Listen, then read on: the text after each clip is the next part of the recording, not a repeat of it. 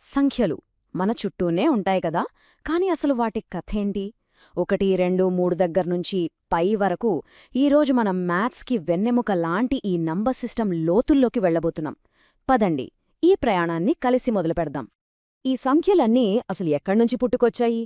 వినడానికి చాలా సింపుల్ ప్రశ్నలాగే ఉంది గదూ, కానీ దీని సమాధానం మనల్ని ఏకంగా వేల ఏళ్ల చరిత్రలోకి, గణితం యొక్క లోతుల్లోకి తీసుకెళ్తుంది. పదండి, కనుక్కుందాం. సరే, ఈరోజు మనం ఏం తెలుసుకోబోతున్నామంటే, ముందుగా లెక్కించటం ఎలా మొదలయిందో చూద్దాం. ఆ తర్వాత 0, ఇంకా దాని మరోవైపు ఉన్న నెగటివ్ నంబర్స్ గురించి మాట్లాడుకుందాం. ఇంకా నంబర్స్ మధ్యలో ఉండే ఖాళీల సంగతేంటి? ఆ తర్వాత వాటన్నిటినీ కలిపి ఒక కంప్లీట్ పిక్చర్ చూద్దాం. ఫైనల్గా కొన్ని స్పెషల్ నంబర్స్ గురించి కూడా తెలుసుకుందాం. సరే, మొదలు పెడదామా? ప్రతి కథకి ఒక ఆరంభం ఉన్నట్టే మన సంఖ్యల కథ కూడా మనందరికీ బాగా తెలిసిన ఒక చోట్నుంచే మొదలవుతుంది. అదేంటంటే లెక్కించడం.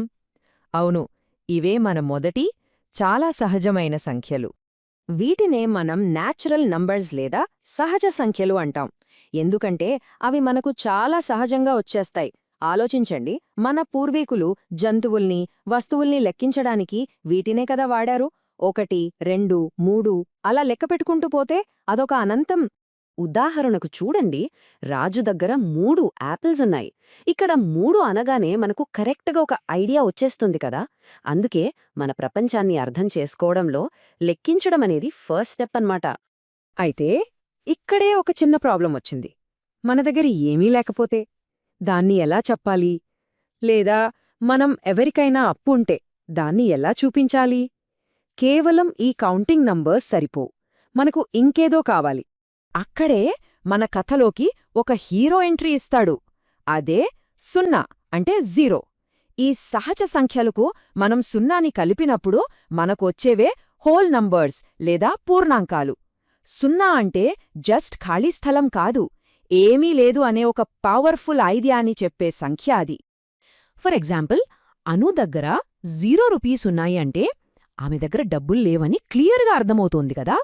చూసారా, లేకపోవడం అనే కాన్సెప్ట్కి ఒక నంబర్ ఇవ్వడం ఎంత పవర్ఫుల్ ఐడియానో. సరే, ఇప్పుడు 0కి మరోవైపు ఏముందో చూద్దాం. అవే నెగటివ్ నంబర్స్ అంటే రుణ సంఖ్యలు. ఈ పాజిటివ్ నంబర్స్ 0, ఇంకా ఈ నెగటివ్ నంబర్స్, వీటన్నిటినీ కలిపితే వచ్చేదే ఇంటిజర్స్ లేదా పూర్ణ సంఖ్యలు. ఇవి కేవలం ఎంత అని చెప్పడమే కాదు, ఏ వైపు అని డైరెక్షన్ కూడా చెప్తాయి. అంటే ముందుకా వెనక్కా అన్నట్టు. ఇప్పుడు చూడండి, సిమ్లాలో టెంపరేచర్ -5 డిగ్రీస్ అంటే అది 0 కన్నా ఎంత చల్లగా ఉందో మనకు వెంటనే అర్థమవుతుంది కదా. అలాగే అప్పులు, సముద్రమట్టం కన్నా లోతు, ఇలాంటి విషయాలన్నీ చెప్పడానికి ఈ నెగటివ్ నంబర్స్ చాలా హెల్ప్ చేస్తాయి.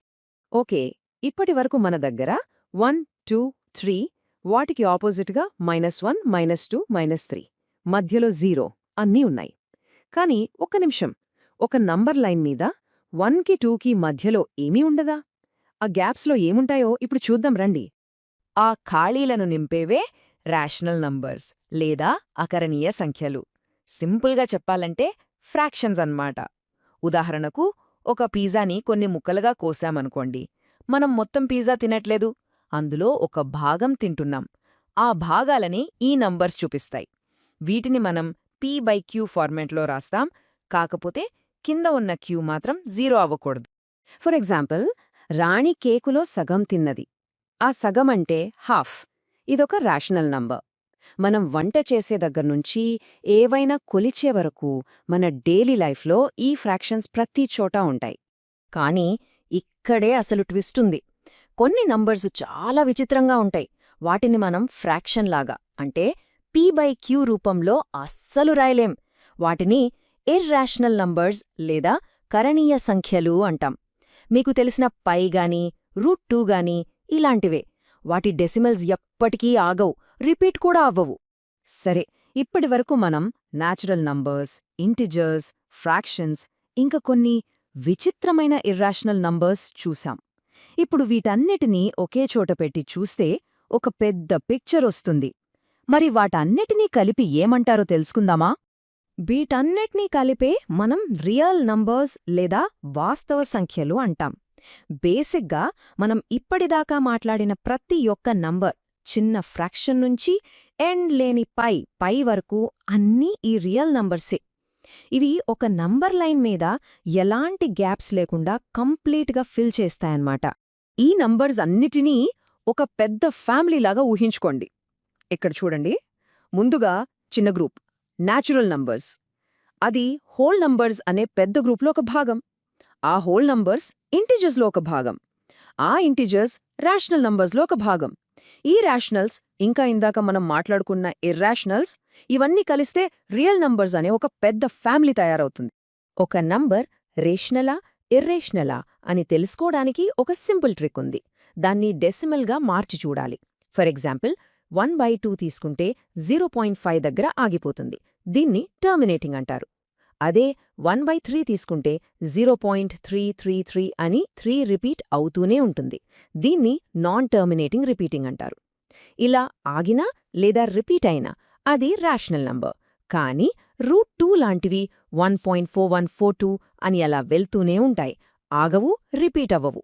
నాన్ టర్మినేటింగ్, నాన్ రిపీటింగ్ అన్నమాట. ఇదే ఇర్రాషనల్ నంబర్ స్పెషాలిటీ. ఈ రియల్ నంబర్స్ ప్రపంచంలో కూడా కొన్ని స్పెషల్ క్యారెక్టర్స్ ఉన్నాయి. వీటికి కొన్ని ప్రత్యేక శక్తులుంటాయి. చెప్పాలంటే మిగతా నంబర్స్కి ఇవి బిల్డింగ్ బ్లాక్స్ లాంటివి. అలాంటి 2 ఇంపార్టెంట్ టైప్స్ గురించి ఇప్పుడు చూద్దాం. అవే ప్రైమ్ నంబర్స్ ఇంకా కాంపోజిట్ నంబర్స్, అంటే ప్రధాన సంఖ్యలు, సంయుక్త సంఖ్యలు. ప్రైమ్ నంబర్స్ అనేవి మ్యాథ్స్లో యాటమ్స్ లాంటివి. వాటిని 1 ఇంకా అదే నంబర్ తప్ప ఇంకేది డివైడ్ చేయలేదు. 2, 3, 5, 7 ఇవన్నీ ప్రైమ్ నంబర్సే. మిగిలినవన్నీ అంటే 4, 6, 8 లాంటి కాంపోజిట్ నంబర్స్, అవన్నీ ఈ ప్రైమ్ నంబర్స్ని మల్టిప్లై చేస్తే వస్తాయన్నమాట.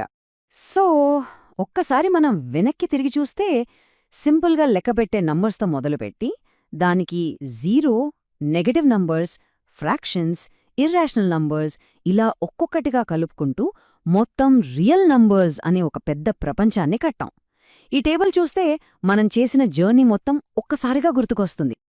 ఇప్పటిదాకా మనం రియల్ నంబర్స్ ప్రపంచం మొత్తం చూసేశాం. కానీ ఇదొక ఇంట్రెస్టింగ్ ప్రశ్నను మన ముందుంచుతుంది. అసలు రియల్ కాని నంబర్స్ కూడా ఉంటాయా? ఈ ఒక్క ఆలోచనతో మిమ్మల్ని వదిలేస్తున్నాను. ఎందుకంటే మ్యాథ్స్లో దొరికే ప్రతి సమాధానం ఇంకో కొత్త, ఇంకా ఇంట్రెస్టింగ్ ప్రశ్నకి దారితీస్తుంది.